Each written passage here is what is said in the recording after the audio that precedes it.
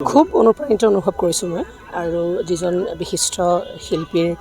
শৰণত এই বঁটাভাগ আগবঢ়োৱা হৈছে হেমন্ত টোপদ্বীপ তেখেতক আমাৰ জীৱনৰ একদম আৰম্ভণিৰ পৰ্যায়ৰ পৰা আমি লগ পাই আহিছিলোঁ। তেখেতৰ বিভিন্ন সময়ত তেখেতৰ সান্নিধ্যই আমাক জীপাল কৰি ৰাখিছিলে আৰু তেখেতৰ অৱৰ্তমানত এতিয়া তেখেতৰ শৰণত যিভাগ বঁটা আগবঢ়োৱা হৈছে প্ৰথম ভ্ৰাম্যমানৰ বঁটা আমালৈ আগবঢ়োৱাৰ কাৰণে আমি সঁচাকৈ তেওঁৰ ওচৰত মই চিৰজীৱন আমি কৃতাৰ্থ হৈ থাকিম আৰু এনেধৰণৰ বিশেষ অনুষ্ঠানসমূহে আগবঢ়োৱা এই অনুপ্ৰেৰণাবোৰ জীৱনৰ কাৰণে বৰ ডাঙৰ সম্পদ হৈ ৰয় আমাৰ কাৰণে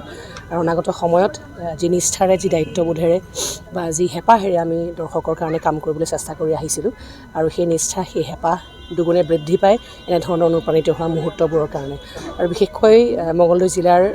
গ্ৰন্থমেলাৰ বাকৰিত এই ভাগ বঁটা আগবঢ়োৱাৰ কাৰণে আমি আৰু বেছি অনুপ্ৰাণিত হৈছোঁ আৰু ঈশ্বৰৰ ওচৰত প্ৰাৰ্থনা জনাইছোঁ হেমন্তদাৰ তেখেতৰ আত্মাৰ চিৰশান্তিৰ কাৰণে প্ৰাৰ্থনা জনাইছোঁ। তেখেতৰ পৰিয়ালৰ লগতো আমাৰ এটা ঘনিষ্ঠ সম্পৰ্ক। তেখেতৰ পৰিয়ালৰ সুপুত্ৰ তেখেত আছিলে আজি তেখেতেও আগবঢ়াইছে আমালৈ অংশগ্ৰহণ কৰিছে বঁটাভাগত গতিকে তেখেতকো বহুত বছৰৰ মূৰত লগ পাই মোৰ বৰ ভাল লাগিলে মনটো আৰু হেমন্তদাৰ যিখিনি সৃষ্টি আছিলে সেই সৃষ্টিখিনি ভ্ৰাম্যমানৰ মঞ্চতে হওক ছবিৰ ক্ষেত্ৰত হওক গীতৰ ক্ষেত্ৰত হওক নাটকৰ ক্ষেত্ৰত হওক এখন বিশাল সাগৰ গতিকে সেই সাগৰখনত আমাৰ পিছৰ প্ৰজন্মই প্ৰত্যেকগৰাকী শিল্পীয়ে তেখেতৰ সেই সৃষ্টিসমূহ জনাটো বৰ দৰকাৰ বুলি অনুভৱ কৰোঁ আৰু তেখেতৰ সৃষ্টিসমূহক আমি জীয়াই ৰখাটো আমাৰ গুৰু দায়িত্ব বুলি আমি স্বীকাৰ কৰোঁ। খুব অনুপ্ৰাণিত অনুভৱ কৰিছোঁ মই আৰু যিজন বিশিষ্ট শিল্পীৰ শৰণত এই বঁটাভাগ আগবঢ়োৱা হৈছে হেমন্ত টোপদ্বীপ তেখেতক আমাৰ জীৱনৰ একদম আৰম্ভণিৰ পৰ্যায়ৰ পৰা আমি লগ পাই আহিছিলোঁ। তেখেতৰ বিভিন্ন সময়ত তেখেতৰ সান্নিধ্যই আমাক জীপাল কৰি ৰাখিছিলে আৰু তেখেতৰ অৱৰ্তমানত এতিয়া তেখেতৰ শৰণত যিভাগ বঁটা আগবঢ়োৱা হৈছে প্ৰথম ভ্ৰাম্যমানৰ বঁটা আমালৈ আগবঢ়োৱাৰ কাৰণে আমি সঁচাকৈ তেওঁৰ ওচৰত মই চিৰজীৱন আমি কৃতাৰ্থ হৈ থাকিম আৰু এনেধৰণৰ বিশেষ অনুষ্ঠানসমূহে আগবঢ়োৱা এই অনুপ্ৰেৰণাবোৰ জীৱনৰ কাৰণে বৰ ডাঙৰ সম্পদ হৈ ৰয় আমাৰ কাৰণে আৰু অনাগত সময়ত যি নিষ্ঠাৰে যি দায়িত্ববোধেৰে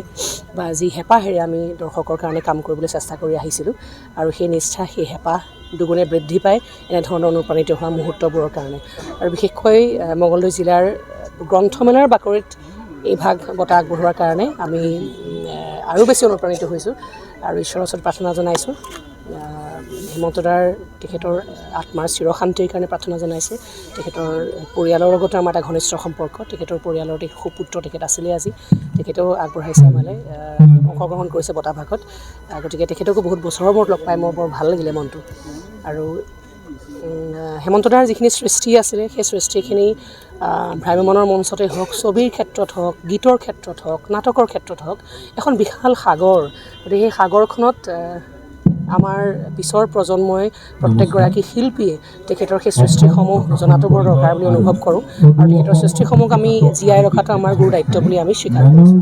যিকোনো খবৰৰ বাবে যোগাযোগ কৰক 7099017330 লগতে 7099017110 নম্বৰত।